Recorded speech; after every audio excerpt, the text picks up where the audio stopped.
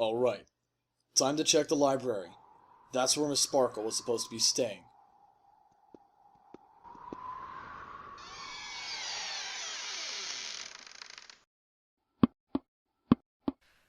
Ugh, this place is a mess. What happened here?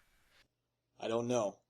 But fan out and search the place. Look for any signs of where Miss Sparkle could be.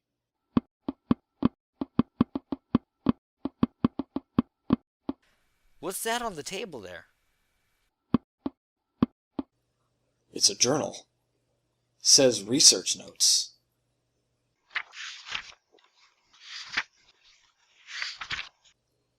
Oh no. We need to report this to the princess immediately.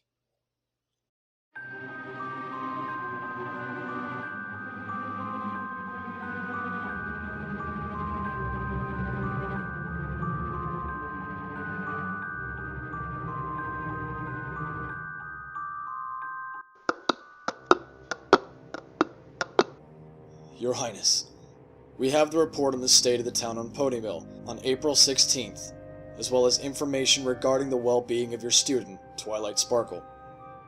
Very good. Please continue. As you wish.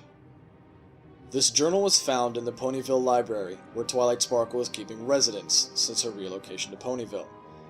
It is a leather-bound journal, kept in very pristine condition, and reads, Research Notes, in print on the front cover. All pages are intact, except for a few exceptions.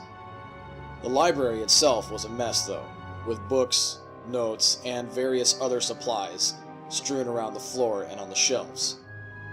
They were, however, well arranged, leading us to believe that the pigsty, as one agent had dubbed it, was not a potential case of breaking and entering. The journal was found on a desk that had been moved to the center of the room, accompanied by a plain quill and an empty container of ink. The desk was stained with a few blots of ink, and while a struggle may have been possible, it's not certain that this is the case. The rest of the town was in similar condition, and some buildings were barricaded, but all were stocked with similar basic provisions and lanterns, with a few exceptions where the buildings were entirely empty. Several streets contained debris, but they only appeared to be shards of glass from broken lanterns or pieces of wood torn from the houses and storefronts. None of the actual doors or windows of any building were broken or in disrepair, but some interior doors appeared to be damaged. No other substantial notes, writings, or pieces of evidence related to what occurred have been found. The town hall, however, was completely empty of anything not nailed down, except for the mayor's office, which was in relatively normal condition. As a note, all the writing contained within is cursive, unless otherwise specified. What is written in the notebook is as follows. March 26th. Well, I just got back from picking up another month's worth of supplies with Spike. I saw this journal sitting in the window of a store and figured it'd be a better alternative to write down some notes on any experiments or research I end up doing during my studies. It tends to get a little difficult to find all those pieces of parchment if Spike or I don't organize them correctly. I've been meaning to start a journal again too, but that's a secondary priority for now. Hopefully I can finally start getting some work done again with everything stocked up. March 29th.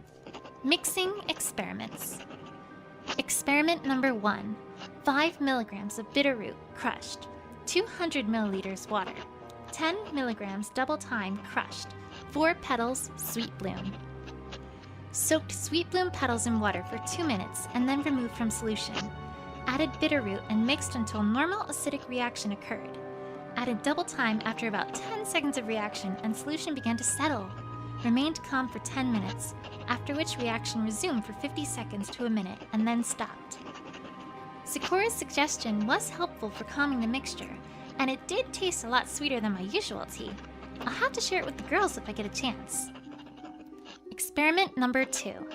15 milligrams dragon leaf crushed. 300 milliliters of water. 50 milligrams hydra extract powdered. 25 milligrams poison joke crushed. Hydra extract and dragon leaf when mixed in the listed amounts with water, are often used as a sedative for medical operations. It also has a mild effect on plant life, causing a slight shriveling of leaves and flowers on a plant in small doses, with no long-term damage to the plant observed. Poison Joke has rather unpredictable effects on ponies, and I thought a few experiments on it might be helpful in understanding it. The Hydra extract and dragon leaf are mixed in the water, and its effects observed with a 20 milliliter dosage added to 1 potted sunflower. The edges of the leaves curled inwards towards the midrib, and the flower's petals began to fold back towards the stigma. The crushed Poison Joke was added to the mixture and given time to settle before a 20 milliliter dosage was added to the original sunflower. The leaves and flower petals unfolded to the original shapes. Another 20 milliliters dosage of the mixture with Poison Joke was added to a second potted sunflower. Within a minute, 2 more leaves began to grow from the stem at an alarmingly fast rate. The growth stopped, however, just as the leaves began to unfurl. I'll have to try a few more experiments with it to get a better grasp of its uses. Here, there are some inconsistencies. There were several quill indentations on the next 3 pages that did not match up with the shown writing. April 1st. Well, it seems like Pinkie Pie decided to use an old staple for April Fool's Day. And it was a little early. Vanishing ink, again? Well, I was doing some spell research over the weekend. This time it didn't start to disappear until I was finished. A few days of work gone, but it's nothing to worry too much over. Besides, I had a backup plan in case she tried a prank today. Brought her an enchanted exploding cupcake, and the look on her face was priceless. Anyway, I'll have to wait until next weekend to give the research another go, because Applejack asked for some help with planting this season. She said they were going to add a few dozen trees to the orchard and could use some help getting the new land ready and fenced off. Hopefully, Pinkie worked out all her pranking today so we don't get sidetracked. If she only knew what lied on the roads ahead, what waited in the shadows. April 2nd. Just got back from Sweet Apple Acres with Spike, and boy was it a long day. We had to get started early, but we managed to get the fences put in and the soil ready for planting before the end of the day. Applejack says we can probably get finished with all the planting tomorrow, and then we can spend the rest of the week watering or helping her out with the rest of the orchard, although she insists her family can handle the rest on their own. We probably could have finished more if we hadn't been interrupted in the middle of the day, though. Jelly Belly stopped by the farm, asking if anyone had seen her brother since yesterday. She kept asking if it was some late prank he was pulling with Pinkie Pie, but she insisted it wasn't. Something about it being in the blue saddlebag if you missed it. I'm sure he was just out and about for the day, or maybe took a trip over to Trottingham for a day or two. I do remember hearing that he was trying to find a shop there that would buy his family's treats. Hopefully he'll turn up soon and whatever Pinkie's prank wasn't too jarring. Anyway, I just have to double check to make sure all the books I used over the weekend are still where I left them before I head off to bed. Want to make sure I can get started as soon as I have free time. The first are long gone, just like all the others now, but they found a new home. April 3rd. We finished helping Applejack with her planting on the new part of the orchard today. Spike said he'd take care of the cleaning I was planning to do when we got home, so I decided to drop by Jelly Belly's house to see if she had any news about her brother since yesterday. She said he hadn't shown up yet, but he had been known to disappear a few times before, so she wasn't entirely worried. She just wanted to save herself from him popping out of a cupboard to surprise her. Before I left, though, she mentioned him leaving notes when he left unannounced before, so he might have been in a hurry this time, I suppose. I still had a little time left before sundown, so I went out to Zikora's to tell her that her suggestion worked perfectly for the tea, and we even got to make some before I had to leave. Hers tasted a little better than mine, but that's probably because she had fresher ingredients. And of course, when I got home, Spike was fast asleep on the stairs with a broom. I really hope he'll learn his limits someday, though that will probably take a while. They thought they were deserters, that they wanted a vacation. The vacation started when they left, and they will come back. April 4th. Research material for spell combination and augmentation. 115 spells for practical use by Shooting Star. Contains some more basic spells that should be safer and easier to modify and combine. We'll probably only use it for basic reference material and to come up with a few basic ideas before I actually try anything. Weaving spells, the art of making new magic by Silverstreak. A good basic guide on how spell augmentation came about and how to use it safely. Should be a good source from when I get started to when I finish. Battlecasting and Magical Self-Defense by Stalwart Bulwark. Only really useful for a few sections about how to combine spells on the fly. The rest of it might be useful for a few other abstract subjects, so I'll keep it in mind. Cooking with Magic by Amethyst. Despite the rather misleading title, it's actually a pretty good guide on the basics of how to combine spells. Should be helpful for getting started. Blue and Yellow Make Anything, an advanced guide to combining spells by Brazenhoof.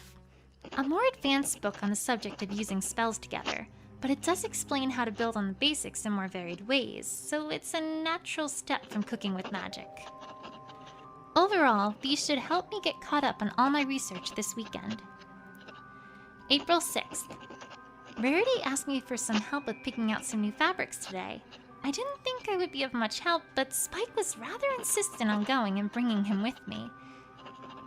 And I didn't have much planned today, so I figured it was better than lazing around the library all day.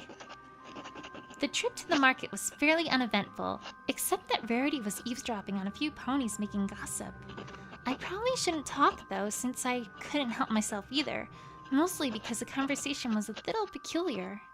Juniper was talking to Meadow Blossom about Thunderlane. I think it had something to do with him running off with Cloud Chaser because they hadn't shown up for morning weather duty. I know it's probably nothing to be worried about, but it just seems too coincidental that 3 ponies would be gone unannounced in the same week. I'm sure they'll turn up soon though. April 7th. Preliminary Spell Augmentation and Combination Experiments. Light Spell. A basic spell for causing luminescence at the tip of the caster's horn. Alteration number 1. Increased focus input. Strength of the spell is linearly proportional to the amount of focus used by the caster, at the cost of a more draining cast. Alteration number 2. Change in focus after cast. By focusing enough on a point, the light source can be moved from the caster's horn. This focus is not too much of an additional strain, but once the spell's ended, any additionally casted light spells will begin at the caster's horn again. Combination number 1. Longevity Spell.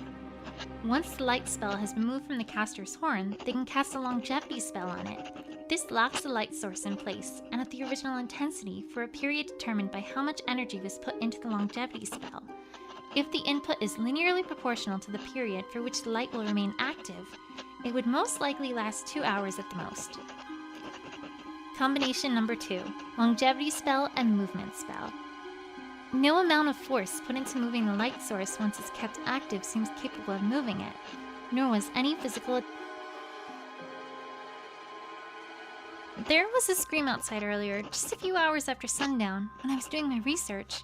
Practically every pony that was still awake was outside trying to figure out where it came from. The Kicks were asking if anyone had seen Lily or Daisy because they just left Sugar Cube Corner after making an order. I tried to look for them in the crowd, but they weren't there.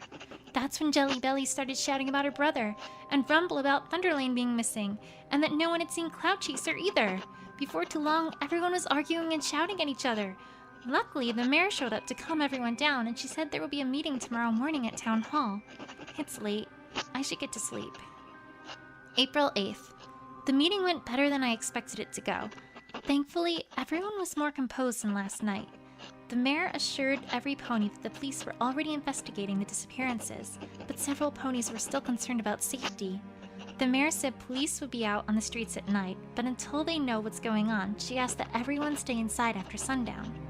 Whoever's behind all this, I hope they're caught soon, and everyone that's gone missing is safe.